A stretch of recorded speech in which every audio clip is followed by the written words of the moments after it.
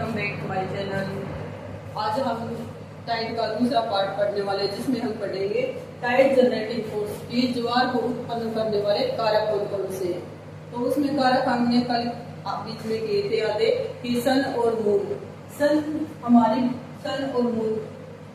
पृथ्वी की दूरी और मून से भी हमारी पृथ्वी की दूरी के बारे में हम आज पढ़ेंगे। पहला है हमारा मून चंद्रमा। इसकी एवरेज डिस्टेंस है जो कि औसत दूरी 3,84,400 किलोमीटर दूर हमारी पृथ्वी से है।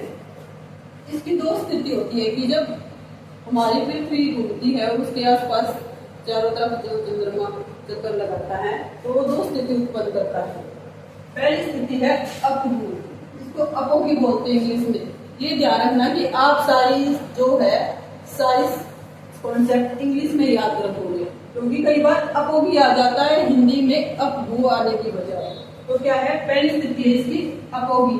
अपोगी जो होती है इसकी सबसे अधिक दूरी होती है पृथ्वी से चंद्रमा की, जो क्या होती है 4,06,700 किलोमीटर दूर।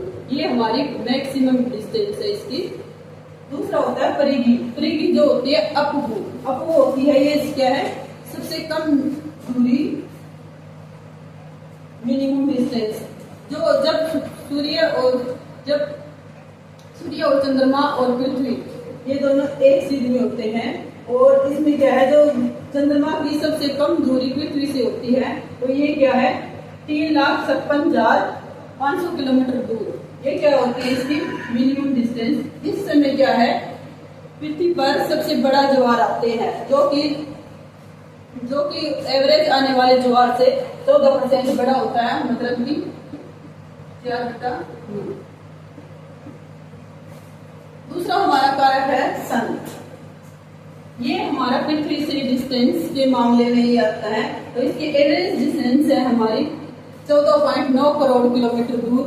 और इसकी जो हम दो स्थितियां इसी की उत्पन्न होती है, इसमें हम देखते हैं पहली स्थिति है प्रीहेलियन। इसको हम क्या बोलते हैं, हिंदी में बोलते हैं अपसोर बोलते हैं। हम इसकी सूर्य से और पृथ्वी की क्या है मिनिमम डिस्टेंस है, ये है 14.7 करोड़ किलोमीटर दूर। ये स्थिति हमारी 3 जनवरी को सर्दियों में होती है, जब क्या है पृथ्वी और सूर्य क्या है नजदीक होते हैं। दूसरी स्थिति आती है हमारी एपीहेलियन ये होते हैं उपसौर जब होता है सूर्य और पृथ्वी के बीच की दूरी सबसे अधिक मतलब कि मैक्सिमम होती है, तो ये होती है 15.2 करोड़ किलोमीटर दूर। ये स्थिति क्या होती है 4 जुलाई को उत्पन्न होती है, और ये क्या है मैक्सिमम डिस्टेंस है सूर्य और पृथ्वी के बीच की दूरी का। तीसरी स्थिति उत्पन्न होती है सिजली। ये होती है जब सूर्य चंद्रमा और पृथ्वी तीनों एक सीध में होते हैं। ये स्थिति 2 प्रकार से भी उत्पन्न होती है। इस स्थिति में देखते हैं पहली होती है कि एक साइड सूर्य चंद्रमा और पृथ्वी, सूर्य और चंद्रमा पृथ्वी के दोनों ही एक ही साइड में होते हैं।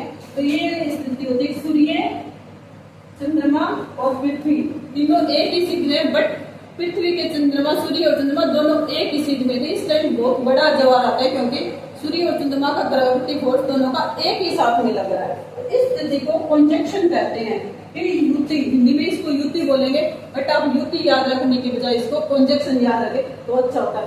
ये स्थिति उत्पन्न होती है पूर्णिमा के समय, कि जब सूर्य का प्रकाश चंद्रमा पर पड़ता है तो वो क्या पृथ्वी वालों को दिखाई देता है, कि क्योंकि चंद्रमा का खुद का अपना प्रकाश नहीं होता और सूर्य के प्रकाश के कारण चंद्रमा चमकता हुआ हमें दिखाई देता है।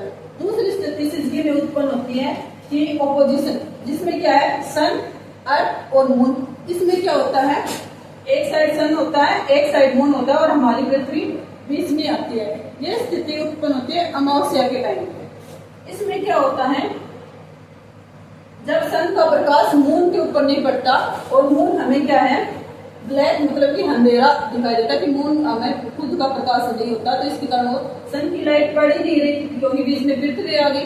तो हमारे क्या है ये मून हमें चमकता हुआ दिखाई नहीं देता। इस स्थिति को हम क्या बोलते हैं ऑपोजिशन, हिंदी में बोलते हैं इसको युति। ये स्थिति क्या है अमावस्या को उत्पन्न होती है। तीसरी स्थिति आती है इसमें क्वाड्रेचर। क्वाड्रेचर स्थिति जब उत्पन्न होती है जब क्या है, सूर्य, चंद्रमा और पृथ्वी क्या है, समकोण की स्थिति में होते हैं। तो इस स्थिति को क्या बोलते हैं, क्वाड्रेचर। तो ये क्या है, कृष्ण और शुक्ल पक्ष की क्या है, सप्तमी और अष्टमी को दोनों स्थितियां उत्पन्न होती हैं। Thank you.